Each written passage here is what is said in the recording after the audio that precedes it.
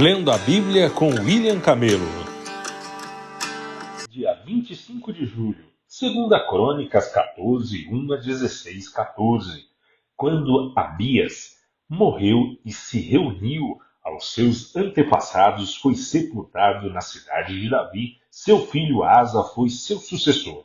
Houve paz na terra durante 10 anos. Asa fez o que era bom e certo aos olhos do Senhor, seu Deus. Removeu os altares estrangeiros e os santuários idólatras. Despedaçou as colunas sagradas e derrubou os postes de Azera. Ordenou ao povo de Judá que buscasse o Senhor, o Deus de seus antepassados, e obedecesse às suas leis e a seus mandamentos. Asa também removeu os santuários idólatras e os altares de incenso de todas as cidades de Judá. Assim, o reino de Asa desfrutou um tempo de paz. Neste período, ele construiu cidades fortificadas em toda a terra de Judá. Ninguém lutou contra ele durante esses anos, pois o Senhor lhe deu descanso. Asa disse aos povos de Judá: vamos construir essas cidades e fortificá-las com muros, torres, portões e trancas. A terra ainda é nossa porque buscamos o Senhor nosso Deus, e Ele nos deu descanso de todos os lados. Assim, eles prosseguiram com os projetos e os construíram com êxito. O rei Asa tinha um exército de 300.000 guerreiros da tribo de Judá, armados com escudos grandes e lanças. Também tinha um exército de 280.000 guerreiros da tribo de Benjamim, armados com escudos pequenos e arcos. Os dois exércitos eram formados por homens valentes. Certa vez, um etíope chamado Zera atacou Judá com um exército de 1.000.000 de soldados e 300 carros de guerra. Avançaram até a cidade de Maressa, de modo que Asa saiu com seu exército para a batalha no vale ao norte de Maressa. Então Asa clamou ao Senhor seu Deus: ó Senhor, ninguém além de ti pode ajudar os fracos contra os poderosos. Ajuda-nos, ó Senhor nosso Deus, pois em ti confiamos em teu nome.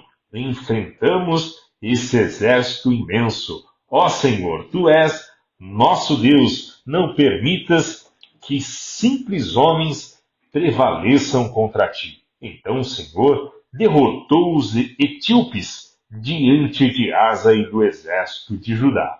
E eles fugiram. Asa e seu exército os perseguiram até Gerar, e caíram tantos etíopes que não conseguiram se recuperar. Foram destruídos pelo Senhor e por seu exército, e os soldados de Judá levaram grande quantidade de despojos. Enquanto estavam em Gerar, atacaram todas as cidades da região, e o terror do Senhor veio sobre o povo dali. Como resultado, os soldados de Judá levaram muitos despojos também destas cidades. Atacaram ainda os acampamentos onde haviam rebanhos e levaram muitas ovelhas e camelos. Em seguida, voltaram para Jerusalém. Então o Espírito de Deus veio sobre Azarias, filho de Oded, e ele foi ao encontro do rei Asa. Ouça-me, Asa, disse ele, ouça-me todo o povo de Judá e de Benjamim. O Senhor estará com vocês enquanto estiverem com ele. Sempre que o buscarem, o encontrarão, mas se o abandonarem, ele os abandonará. Durante muito tempo Israel esteve sem o verdadeiro Deus, sem sacerdote para ensiná-los e sem lei para instruí-los. No entanto, sempre que se viram em dificuldades e se voltaram para o Senhor, o Deus de Israel, e o buscaram, ele os encontraram. Naquele tempo, não era seguro viajar. Problemas afligiam os habitantes de todas as terras. Uma nação lutava contra outra e uma cidade contra outra, pois Deus os afligia com todo tipo de angústia. Quanto a vocês, porém, sejam fortes e corajosos, pois seu trabalho será recompensado. Quando Asa ouviu essa mensagem do profeta Azarias, encheu-se de coragem e removeu todos os ídolos repulsivos da terra de Judá e de Benjamim e das cidades que ele havia capturado na região montanhosa de Efraim. Além disso, restaurou o altar do Senhor que ficava na frente da sala de entrada do templo do Senhor. Depois, Asa reuniu todo o povo de Judá e de Benjamim, e também o povo de Efraim, de Manassés e de Simeão, que havia se estabelecido entre eles. Muita gente de Israel tinha se mudado para Judá no reinado de Asa. Quando viu que o Senhor, seu Deus, estava com ele, reuniram-se em Jerusalém no terceiro mês do 15º ano do reinado de Asa. Naquele dia, sacrificaram ao Senhor 700 bois e 7.000 ovelhas dos despojos que havia tomado na batalha. Então fizeram um acordo de buscar o Senhor, o Deus de seus antepassados, de todo o coração e de toda a alma. Concordaram que qualquer um que não buscasse o Senhor, o Deus de Israel, deveria morrer, jovem ou idoso, homem ou mulher. Fizeram esse juramento de lealdade ao Senhor em alta voz, ao som de trombetas e clarins. Todo Judá se alegrou com esse acordo, pois o fizeram de todo o coração, buscaram o Senhor com sinceridade e o encontraram. E o Senhor lhes deu descanso de todos os lados. O rei Asa chegou a depor sua avó, Maaca, da posição de rainha-mãe, pois ela havia feito um poste obsceno para a deusa Assera.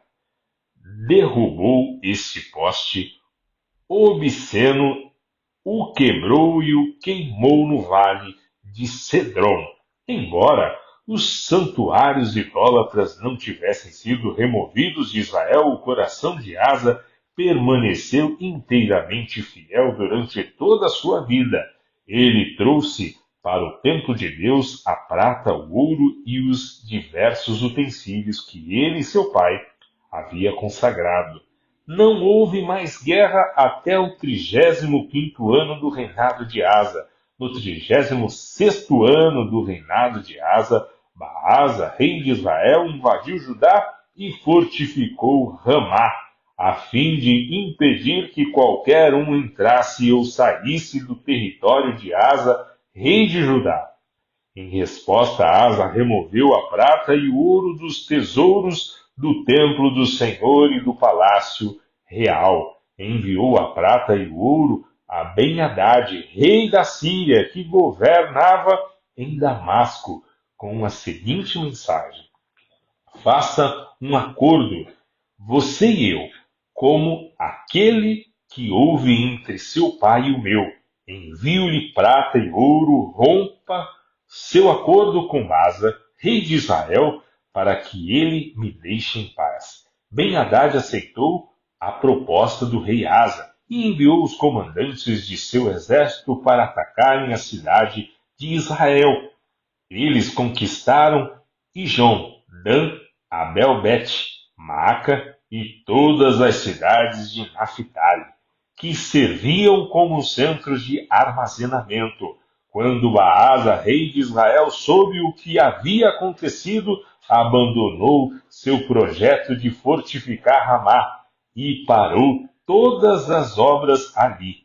Então o rei Asa ordenou aos homens de Judá que levassem embora as pedras e as madeiras usadas por Baasa para fortificar Ramá.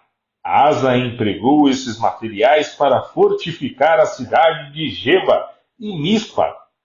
Por esse tempo, o vidente Hanani foi a Asa, rei de Judá, e lhe disse: uma vez que você confiou no rei da Síria, em vez de confiar no Senhor, seu Deus, perdeu a oportunidade de destruir o exército do rei da Síria. Você não se lembra do que aconteceu aos etíopes, aos líbios e a seu exército enorme com todos os seus carros de guerra e cavaleiros? Naquela ocasião, você confiou no Senhor e ele os entregou em suas mãos. Os olhos do Senhor passam por toda a terra para mostrar sua força àqueles cujo coração é inteiramente dedicado a ele. Como você foi tolo! De agora em diante haverá guerras contra você. Asa se irou tanto com o vidente por lhe ter dito isso, que mandou prendê-lo e colocá-lo no tronco. Nessa época, Asa também começou a oprimir duramente alguns do povo. Os demais acontecimentos do reinado de Asa, do início ao fim, estão registrados no livro dos reis de Judá e de Israel. No 30º ano de seu reinado, Asa foi atacado por uma doença nos pés. Embora a doença fosse muito grave, ele não buscou a ajuda do Senhor, mas só dos médicos. Então, no 41º ano de seu reinado, morreu e se reuniu aos seus antepassados. Foi sepultado no túmulo que havia mandado abrir na cidade de Davi. Foi colocado num leito perfumado com especiarias e vários óleos aromáticos, e o povo fez uma imensa fogueira em sua honra. Romanos 9, 1-24. Digo-lhes a verdade, tendo Cristo como testemunha, e minha consciência e o Espírito Santo a confirmam, meu coração está cheio de amargura, tristeza e angústia sem fim. Por meu povo, meus irmãos, judeus, eu estaria disposto a ser amaldiçoado para sempre, separado de Cristo. Se isso pudesse salvá-los, eles são o povo de Israel, escolhidos para serem filhos adotivos de Deus. Ele lhes revelou sua glória, fez uma aliança com eles e lhes deu sua lei, o privilégio de adorá-lo e receber suas promessas. Do povo de Israel vêm os patriarcas e o próprio Cristo. Quanto à sua natureza humana, era israelita, e ele é Deus, aquele que governa sobre todas as coisas e é digno de louvor eterno. Amém. Acaso Deus deixou de cumprir sua promessa a Israel? Não, pois nem todos os descendentes de Israel pertencem de fato ao povo de Deus. Só porque são descendentes de Abraão não significa que são verdadeiramente filhos de Abraão, pois as Escrituras dizem: Isaque é o filho de quem depende a sua descendência. Isso significa que os descendentes físicos de Abraão não são necessariamente filhos de Deus. Apenas os filhos da promessa são considerados filhos de Abraão, pois Deus havia prometido: voltarei por esta época, e Sara terá um filho. Esse fato não é único. Também Rebeca ficou grávida de nosso antepassado Isaque e deu à luz a gêmeos. Antes de eles nascerem, porém antes mesmo de terem feito qualquer coisa boa ou má, ela recebeu a mensagem de Deus. Essa mensagem mostra que Deus escolhe as pessoas conforme os propósitos dele e a chama sem levar em conta as obras que praticam. Foi dito a Rebeca: seu filho mais velho servirá a seu filho mais novo. Nas palavras das Escrituras, amei Jacó, mas rejeitei Esaú. Estamos dizendo então que Deus foi injusto? Claro que não, pois Deus disse a Moisés: terei misericórdia de quem eu quiser e mostrarei compaixão a quem eu quiser. Portanto, A misericórdia de Deus depende apenas de Deus, e não de nosso desejo, nem de nossos esforços, pois as Escrituras afirmam que Deus disse ao Faraó: Eu o coloquei em posição de autoridade com o propósito de mostrar em você meu poder e propagar meu nome por toda a terra. Como podem ver, ele escolhe ter misericórdia de alguns e endurecer o coração de outros. Mas algum de vocês dirá: então, por que Deus os culpa? Não estão apenas cumprindo a vontade dele? Ora, quem é você, mero ser humano, para discutir com Deus? Acaso o objeto criado pode dizer àquele que o criou: por que você me fez assim? O oleiro não tem o direito de usar o mesmo barro para fazer um vaso para uso especial e outro para uso comum? Da mesma forma, Deus tem o direito de mostrar sua ira e seu poder, suportando com muita paciência aqueles que são objeto de sua ira, preparados para a destruição. Ele age deste modo para que as riquezas de sua glória brilhem com esplendor ainda maior sobre aqueles dos quais ele tem misericórdia, aqueles que ele preparou previamente para a glória, e nós estamos entre os que ele chamou, tanto dentre os judeus como dentre os gentios. Salmos 19, 1 a 14. Os céus proclamam a glória de Deus, o firmamento demonstra a habilidade de suas mãos. Dia após dia, eles continuam a falar, noite após noite, eles o tornam conhecido. Não há som nem palavras, nunca se ouve o que eles dizem.